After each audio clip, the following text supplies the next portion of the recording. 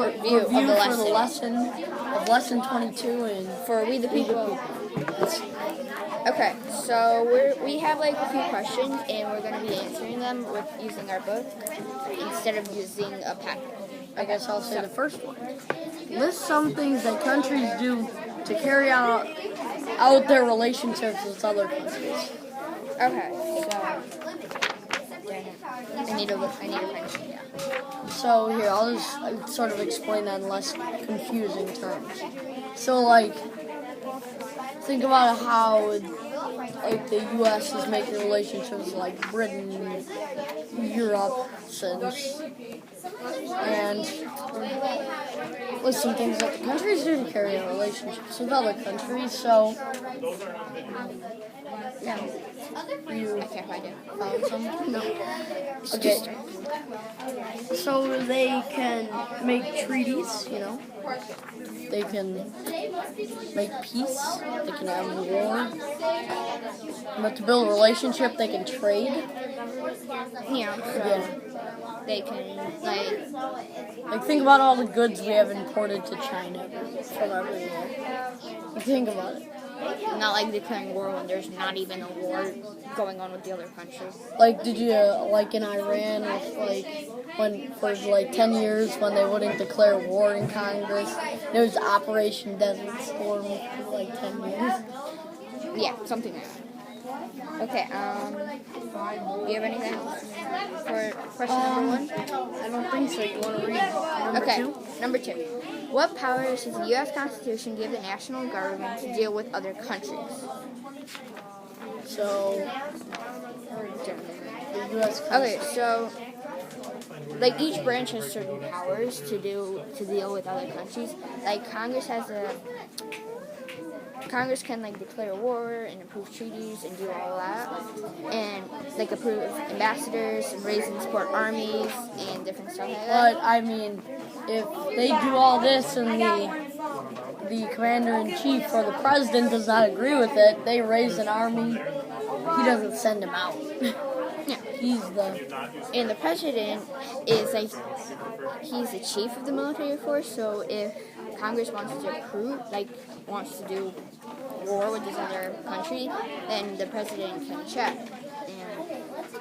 So if Congress wants to have a war and the president doesn't agree, he doesn't have to send a troop out. He gets to decide if he wants to send it or not. And the president also can make treaties, grant pardons, and name ambassadors with the approval of Congress, since Congress also can approve ambassadors. What about the judicial branch? Do they have anything in here? U.S. Supreme Court. The Supreme Court has the power to hear all the cases affecting ambassadors. So yeah, they can if ambassadors did something bad, they can check. They can cases in which the United States is a party in cases involving a foreign state in citizens or subjects. Okay, you can do question number 3. List some of the ideas that the Declaration of Independence and the Constitution and Bill of Rights have influenced government in other countries. So, what does that exactly mean? So that means, how has the U.S.'s Constitution, Bill of Rights, Declaration of Independence, how has that influenced other countries? Think about how we got our idea from how the Egyptians and Romans worked there. Yeah, the founders used the Greek and Romans ideas to create their own government. So, the Republican government. Yeah, and civic virtue, they used those ideas to create their own government. Yeah. So here, it says people in government are the servants of the people, so they are not the masters of the people, so they don't make the people do stuff, they just do stuff for the people. Yeah.